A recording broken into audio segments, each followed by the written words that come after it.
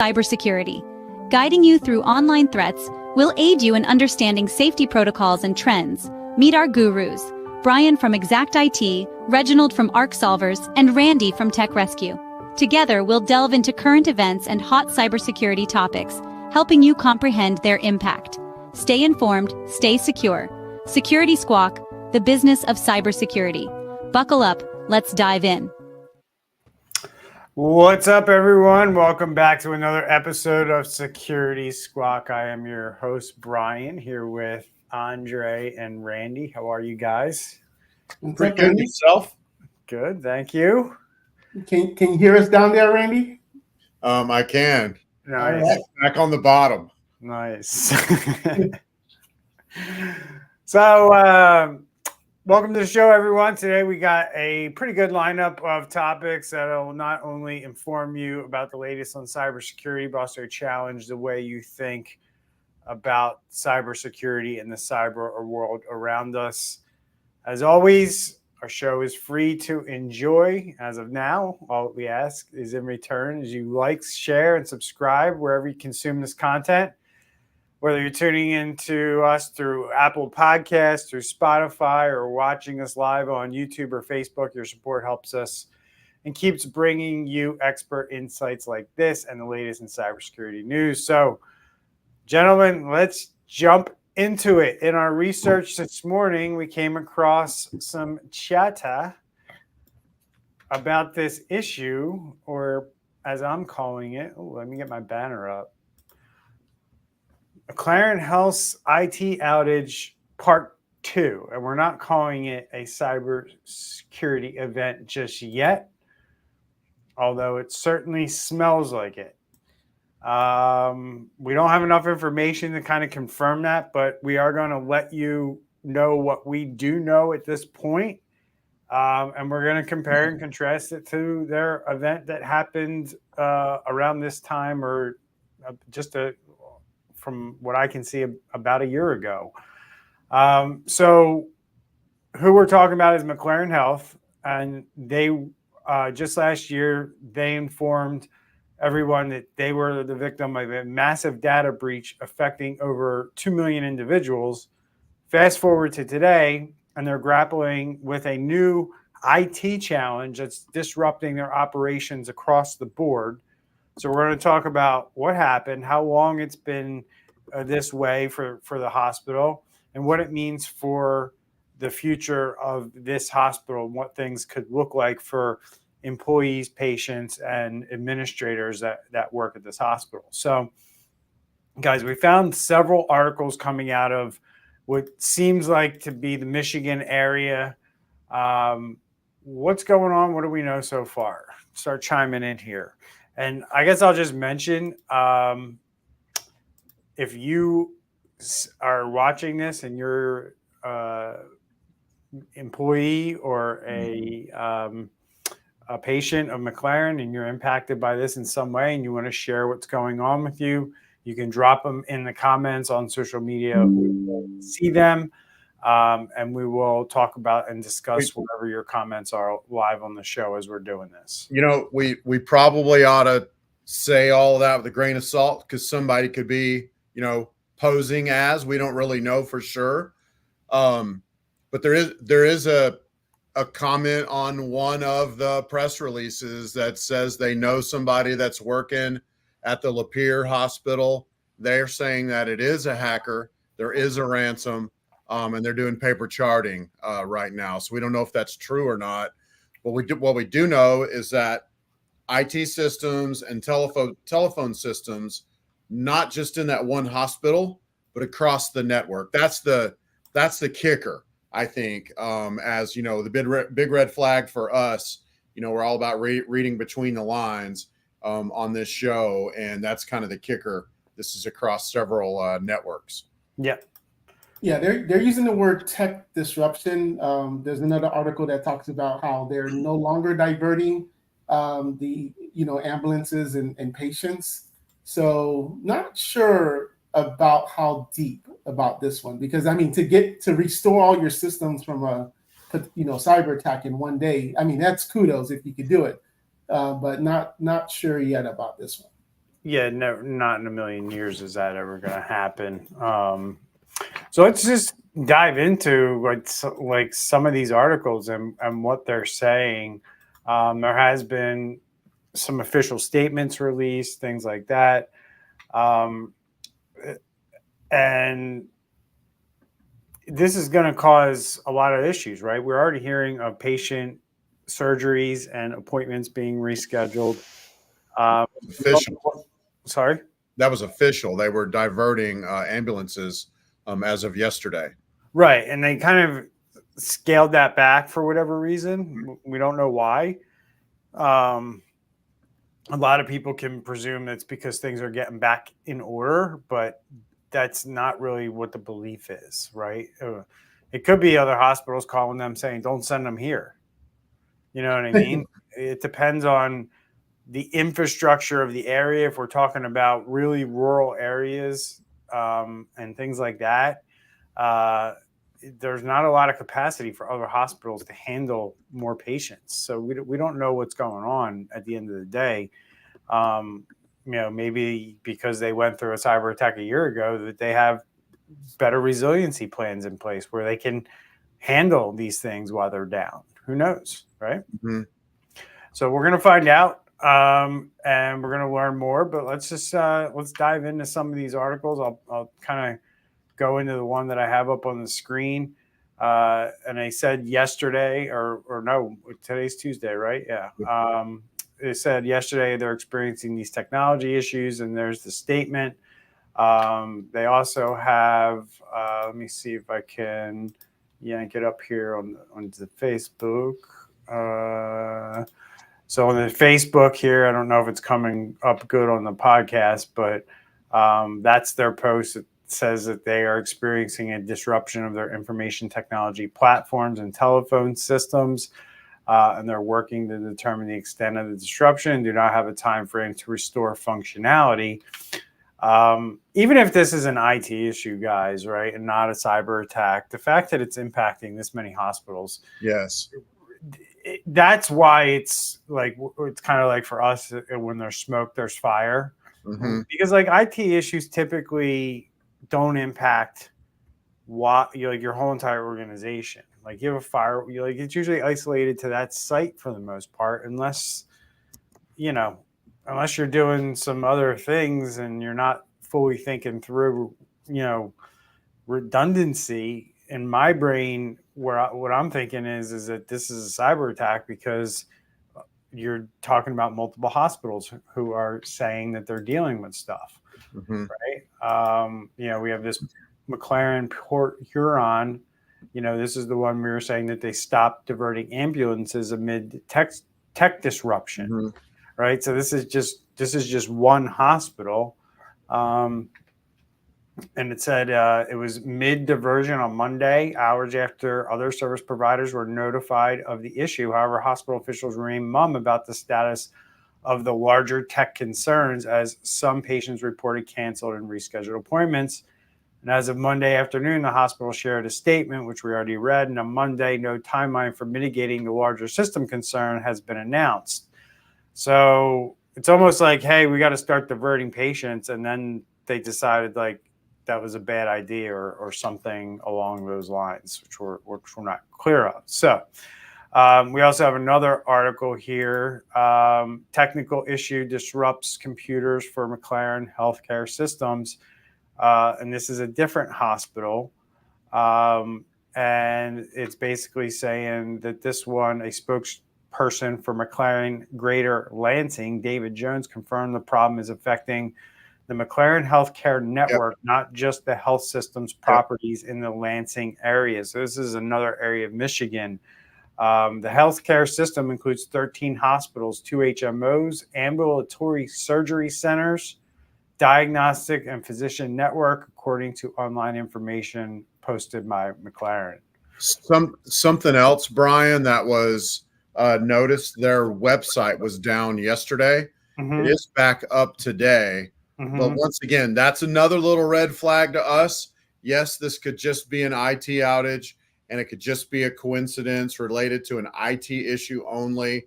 But oftentimes the criminals when they do a cyber attack, they also do a cyber attack on the website, because at that first, that's a psyop that causes demoralization. Like, holy crap, they're in everything. They even brought down our website. It also can prevent you from potentially from posting a message on your website to let your people know, let the world know. It seems that it's back up today, but once again, just like the other things we've mentioned, it's kind of a red flag that why was the website down too, so. Right. I mean, again, smoke, there's fire, IT systems and phones being down at the same time. I mean, give me one or the other on a bad day in the IT world, but both is like somebody strategically took down these systems so this business could not operate. I mean, Andre made a joke that maybe they used one router for everything, and maybe it just went down. You know what I mean? Maybe their SASE platform went down. Who knows? Exactly. So Well, I don't know. We do know, last year when it happened, I think that the statistic is in the high 40% that if you get cyber attack, the percentages of it happening against you is very high. Yeah. Which kind of leads me to the question of hospitals. We always are talking about hospitals and getting attacked. Is it just incompetence, or is it just they're just underfunded? Andre, I think it goes back to the same thing that I talk about on the show all the time. It's just, I don't believe that anybody's doing like anything nefarious. I think it's just the state of the world we live in right now, where there's just a lot of people out there giving a lot of bad advice. And, people who don't know cybersecurity rely on people to give them advice, people that they know, like, and trust. And, just because you like your nephew or you like your friend's brother who got into IT and he's, smart guy, doesn't mean he's trained and can be advising you on cybersecurity. That's why you're seeing tons and tons of regulations and the wording in the regulations being modified and changed to where they are starting to use terms like qualified cybersecurity professional, right? Where you used to be able to sign anybody to be your security officer. Now we're starting to see language that's more defined that says, well, they can't just be like some random person in your company who doesn't have anything better to do, so you make them the security officer. And if you don't think that that's a thing that happens in businesses, it happens all the time. It does. Thank you, Randy. Tell him. Preach. Preach, brother Randy. I literally, we've seen it in the last very, very, very recently in a large nonprofit. I can't really go into any details, but put somebody who's loves the organization and they're really good with tech over cybersecurity, and they know, hey, this is not my forte, and have reached out for help because they know it's not their forte. But of all the people in the organization, that person was the best, the most likely candidate, if you will. But you're right. Just because they're the most likely candidate doesn't mean that they can also make sure that your organization is cyber secure. So they're the most qualified, unqualified person for the job. It's like an old Chris Christopherson song where he says he went through his closet to find his cleanest dirty shirt. Just kidding. I don't know why I threw that in there or why I thought of it, but hey, there you go. Because a lot of times with businesses, we always hear, "Oh, it'll never happen to me," right? But we know hospitals can't be thinking that by, they're watching the news. Their friends are other hospital administrators, so they know it's happening. Well, yeah, and I guess why? Oh, sorry. Go ahead. My belief is that the amount of compliance that hospitals and the healthcare industry is going to have to face after all this settles down and lawmakers get their heads around what's going on, it's going to be ugly. Like, these hospitals are going to have to pony up and start doing this stuff the right way, because they're just getting hammered left and right. So Randy, why don't you tell everybody, why are hospitals such juicy targets? Because they contain so much personal information, and you take all the information they can get from a hospital, and on top of that, the criminals looking from the outside, they see doctors making 600,000 a year, 1.6 million a year, 3.5 doctor million a year. Is making that kind of bank. Doctors don't make that kind of bank anymore. Yeah, well, I'm just saying, looking from the outside, they see all these high-paid, high-powered professionals. They know lots of money's coming in, lots of money's going out. So that makes the insurance companies make all the money. I mean, they, and we saw an insurance company get hit not too long ago. So yes, and I think it really, what it boils down to is there's a gold mine of information in a hospital. Oh yeah. That you can plug into ChatGPT and use automation to just make you tons of money from a criminal perspective. So yep. I think that's one of the biggest reasons right there. And it does appear from the outside that hospitals are not prepared. Yeah. And the three of us have a hobby. It's not just hospitals. It's pretty much, I mean, I say it all the time on the show, guys. I mean, it's all businesses, in my opinion. I've yet to come across an industry that I'm like, wow, they really do cybersecurity. Although I will say the pharmaceutical industry is probably one of the best. Yeah, you're not wrong. But how many times have we talked about in the green room where we've been at a hospital and saw Windows XP, on the monitors or whatever, or Windows 7 or something like that? And I'll quit talking now. Sorry. In a doctor's office and stuff like that. Right. It's not uncommon to hear stories like that. And on manufacturing floors, it's not uncommon to hear, old outdated computers running machines and stuff like that. But at the end of the day, going back to your original question of, healthcare, and them being, the target. I mean, they don't do, none of these businesses do this stuff well enough to any level.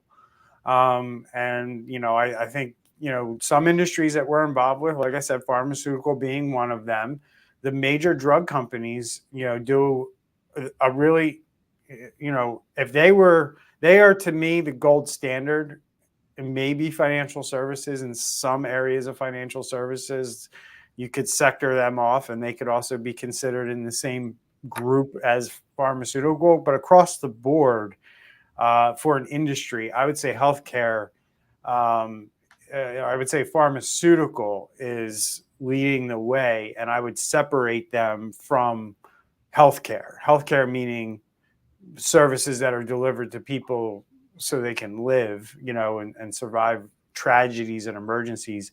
Pharmaceutical being people who make and, push drugs, right? I look at them completely separate industries, right? Mm-hmm. Even though they're related.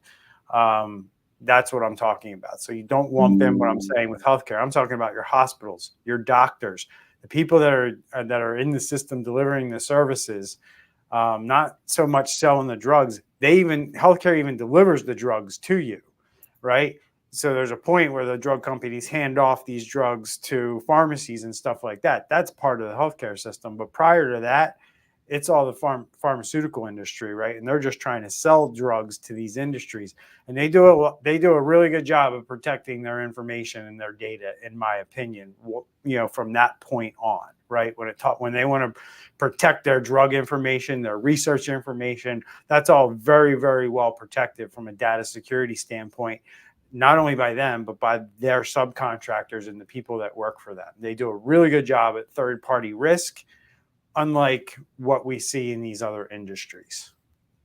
Intellectual property protection. That's right. Protecting their money.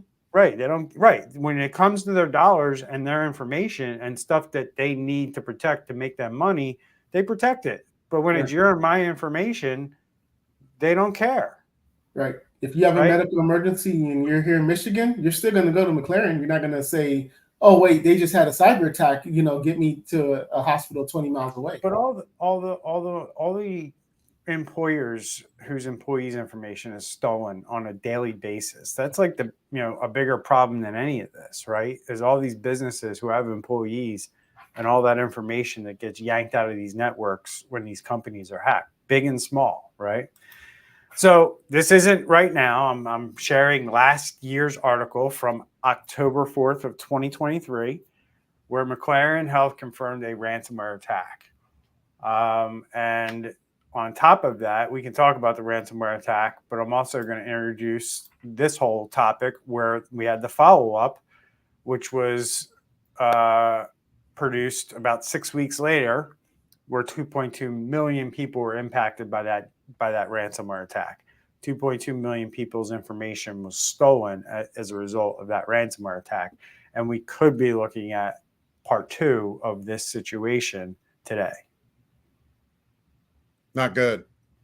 No, not good at all. So eventually businesses will start taking this serious, guys. So don't know when, don't know how, but eventually it'll happen, you know? It's going to be, I mean, I'm not saying anything that we all don't know already, but it's going to be a combination of laws and regulations put into place.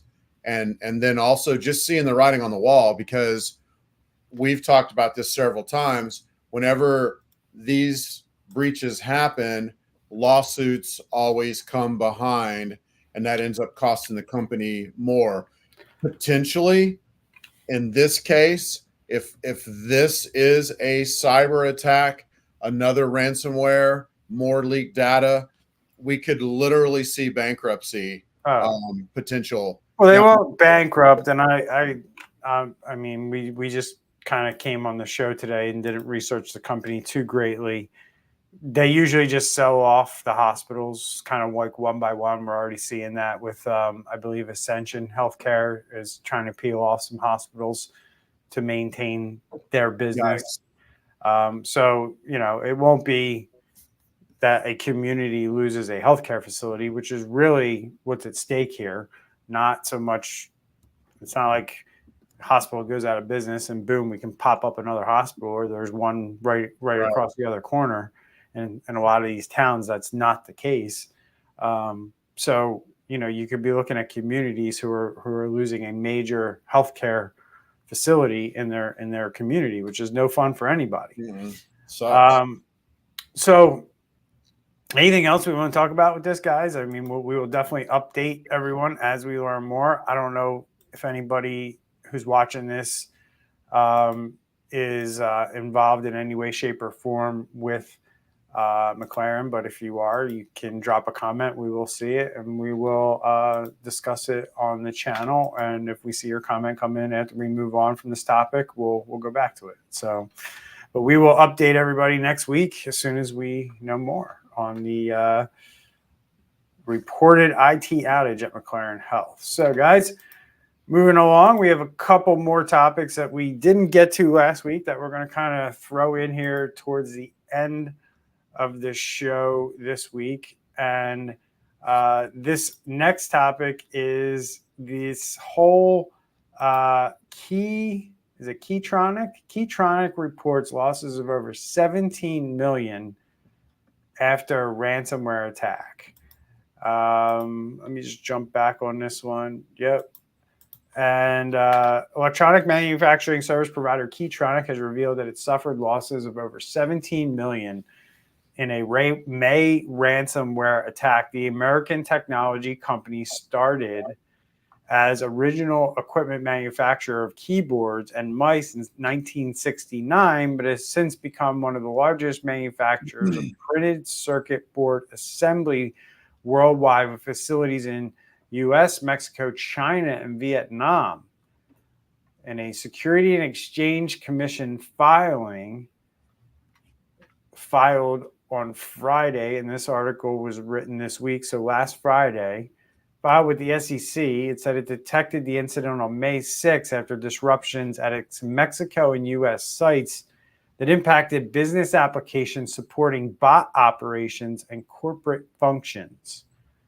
Due to that event, the company incurred approximately $2.3 million of additional expenses and believes that it lost approximately $15 million of revenue during the fourth quarter. Most of the orders are recoverable and are expected to be fulfilled in 2025, partially offsetting the additional expenses. And it was an insurance gain of about $0.7 million that was also recorded during the quarter. So they filed an insurance claim. Who You want me to was the stop? threat actor? What? Who was the threat actor, Brian? Black Basta was There you behind this, but that's like wait, I wasn't ready to talk about that yet. But I guess you're trying to move me along. Well, So yeah, it was Black Basta, ransomware as a service operation that emerged on the scene in April 2022, and they've claimed a lot of high-profile victims, including government contractors and healthcare companies. They were the ones that hit government contractor ABB. They hit Ascension. They hit another tech firm called Capita, American Dental Association, Hyundai's European division. They were also behind the Toronto Public Library and the Yellow Pages of Canada. What's up, Randy? What do you got to say here? Oh, we're just making sure you're reading the chat. No, I want to throw something out here. So Yep. We talk to businesses on a regular basis. Pretty much every week, we're talking to businesses one way or another about cybersecurity and talk about email attacks, eye roll. You talk about ransomware, eye roll. The one thing that always gets their attention is missed revenue. And of this $17 million that Keytronic is claiming to loot, that has said that they lost, 15 million of that was lost revenue.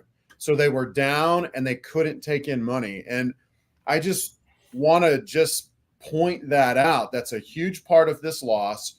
And most businesses are not financially sound enough that they could go without weeks and weeks of revenue. And that can really hurt them in the long run. And I think a lot of business owners are in tune with that. And they understand that if we have a downtime, it could really kill us. Mm-hmm. But it's also interesting how the article kind of then also, it kind of just says, oh, but we'll make it up next quarter, no problem. The money that we didn't get in, we'll just take it in because the orders are still coming in. Yep. Yeah. So, there's a couple of interesting things here, right? They're expecting. Look, it's not like there's other company, like they're probably the only company that makes this chip, right? Or this circuit board, whatever they make, right? So it's just a matter of telling the people who need this board, like, you're gonna have to wait, right? And they know that once they get the boards made, they're gonna sell them. So it's the same thing we saw during COVID, with the car part shortage, right? All these cars weren't being produced because there was shortage in the parts that they needed in the circuit boards that go in the computers in the cars. And, they weren't putting as many cars on the lots during COVID because of the shortage, right? Well, it's going to be the same thing. So, but at the end of the day, they also said in that filing that they got $700,000 in an insurance claim, which is like nothing. So it'd be interesting. I'm always fascinated by like cyber insurance coverages and like big companies like this, because most policies that we see, the most I've ever seen, even for big companies, is 5 million in revenue, right? Mm-hmm. Which these policies will cover lost revenue up to whatever the limits are, right? So if this company's saying, oh, we lost 15 million, maybe they'll make 7 of that up or 8, right? That's still a loss of 50% of their revenue. Mm-hmm. The 700,000 that they're getting from the insurance company isn't. I'm almost wondering if they had like $1 million total cyber insurance policy, and now they're like kicking themselves, like going like, oh, we should have got a lot more than that. I would hope it would be more than $1 million. That's for sure for a company this big. Because like we talked to a $25 million a year company not too long ago, and they told us they only had $1 million in coverage, and we asked them if that was enough, and they were like, "Oh yeah, we think so." It's like, how long was this company down for? Let me see. They didn't really say, right? It was in May, and so 2 weeks. Middle. 2 weeks? What is that? You said 2 weeks? Yes. Yeah, so 2 weeks they lost 15 million. Right? So like even at 25 million, right? Just do the math. You're doing about 500,000 a week. So if you're down for 2 weeks, you're losing $1 million. And that's 2 weeks is pretty good, right, Andre? Wouldn't you agree? 2 weeks is pretty good. 15 million is $7.5 million a week if it's over 2 weeks. I'm just saying if you're doing 25 million a year. Oh, okay. This company's clearly doing more, but being down for 2 weeks and back up, that's pretty good. And like I would say, most companies are going to struggle to get back up in 2 weeks. Now it doesn't say they actually paid the ransom, right? No. Yeah. Okay. Because that could be another dollar amount that they lost as well. Correct. And also, I think the biggest thing too is they got engineering information. So Keytronics, which may not be like an everyday thing that us consumers use directly, but indirectly, they're in consumer electronics, automotive technology, medical devices, commercial products. So who knows now what this is, because they said they leaked it on the dark web as well. So who knows now what can be done with that data? So this article brings up a good point that I'm going to kind of mention. And at the bottom, and this is why I thought of it, at the bottom it says Keytronic has yet to reply to a request for more information regarding the incident, including how many people were impacted by the resulting data breach. So I'm going to ask this question. We've kind of talked about the SEC rules over the years and what these publicly traded companies are required to do, and made a big deal about these SEC requirements, where these reporting requirements.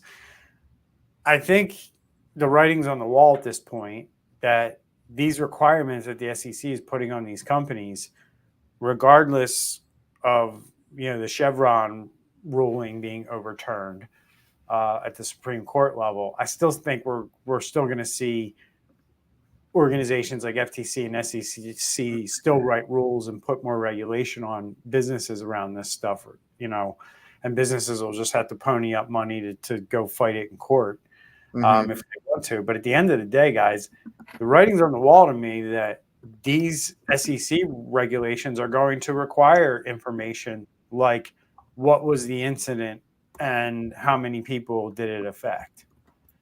Because,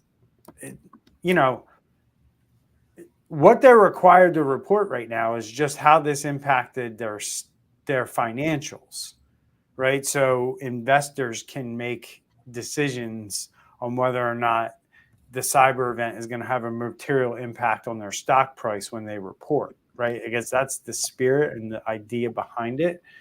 But I don't like this. I don't like the fact that I'm reading this and it's all about here's when it happened, here's the dates. They gave, in my opinion, the bare minimum of what they had to give. And it is going to have a financial impact on their company. That's clear from what they reported. But what about the other impacts? That's my concern. And it was brought up at the end of the article. What was it? Was it a ransomware attack? Who attacked them? Right? We know it's Black Basta, right? So what can we kind of take from that, right? More than likely, they paid the ransom. How much did they pay? Or when did they pay it, right? Those are things that people would like to know. And I think that these are things that publicly traded companies should have to disclose whether or not they paid the ransom or not. Agreed. Yeah. All right, so moving right along. I love this one, guys. I don't think we'll have time for too much more. We got like 3 minutes to get this one in. But I love this because I hear about this all the time where people download tools like this, right? But I also love the fact that we're talking about a remote access Trojan, one of my favorite kinds of malwares. But remote access Trojans are basically software that looks legit. Your employees probably download stuff like this off the internet all the time. They think it's helping them do their job or whatever. And of course, with who loves free software? I mean, man, we don't have to pay for it, right? But what's wrong? You good? Oh no, you're scaring me just by what you're saying. Keep going. Right. Yeah, so we got this. We I got love this free group. software. Yeah, man. We got this group, Hunters International. They basically threw out this tool that a lot of people use, known as Angry IP Scanner. And they decided, like, hey, let's set up a bunch of fake websites. So when people fat finger Angry IP Scanner, they end up at our website and download our tool that looks just like Angry IP Scanner, works like Angry IP Scanner, but it puts all kinds of malware on your computer so that we can do all kinds of cool stuff with. And that's what happened here. And unfortunately, it happened to an IT worker. That's no fun. So what's the big deal here, guys? Why shouldn't people be doing this kinds of stuff? And why is it important that people evaluate what's being installed on their computers? Back in the days when I used to do like on-site work, I could remember myself needing to use that Angry IP download scanner. And I'm like probably like in an uncomfortable position as far as an on-site. I'm sitting on a bar or on a stool plugging into the network. And like, I need to see what devices are in here. I need to see what's causing the mess. And just quickly, back then I would do download.com, but now you can just Google and just from there, just look for the first, hit that you see. And then what makes it worse is because you're the administrator, most likely your computers, you're logged in as a administrator. So now here you are just letting it in. And maybe you may even say, you know what, I need to disable my antivirus because it's causing a conflict. My antivirus is saying, hey, watch out.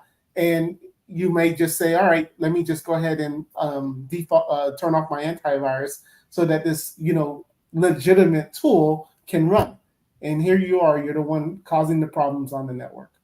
And you also, when you search, because all that, what he just says is right on, but then also, when you search for these things, say like in Google, you got to really look at the URL because even now there's several for almost any software you look for. There's going to be several downloads before you get to the legit one that don't even look legit. Maybe they are, maybe they're not, but nobody really knows.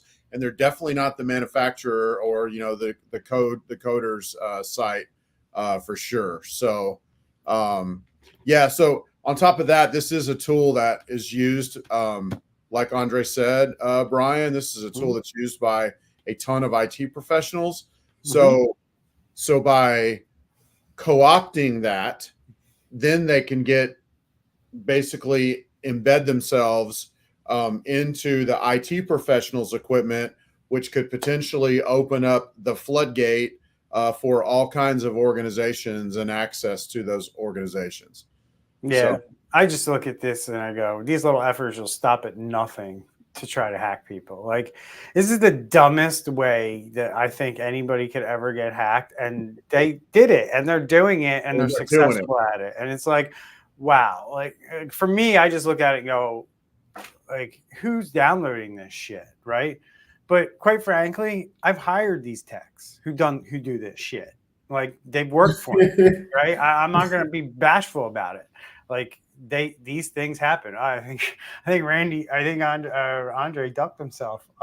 So, well, yeah. But I mean, seriously, we've had techs here. We've had techs here at Exact who have done dumb shit, like download stupid tools off the internet, and our security team has stopped it. And we've had to have a talk with the tech on why it's a bad idea to do these types of things. So I know if techs do it, average everyday computer users are doing it too, right? And the last thing, and it's unfortunate, right? Because I think about the main victims of these tools are probably people like, older people who, somebody's like trying to get a wireless printer set up. Hey, download Angry IP Scanner, see if it's on your network, right? Somebody tells them to do that, and they go and download a tool like this, and next thing you know, their bank accounts are being, pillaged. Because that's what these remote access Trojans usually end up leading to, right? You get scammers and people calling you and accessing your computers behind the scenes and you don't know it. All kinds of crazy scams and stuff come out of these things. So that's why we bring you this stuff, so you're aware. So stay safe out there, protect yourself. Andre and I got to run to a meeting. We'll see everyone next week. Stay safe. Good show, everybody. Take care. See ya.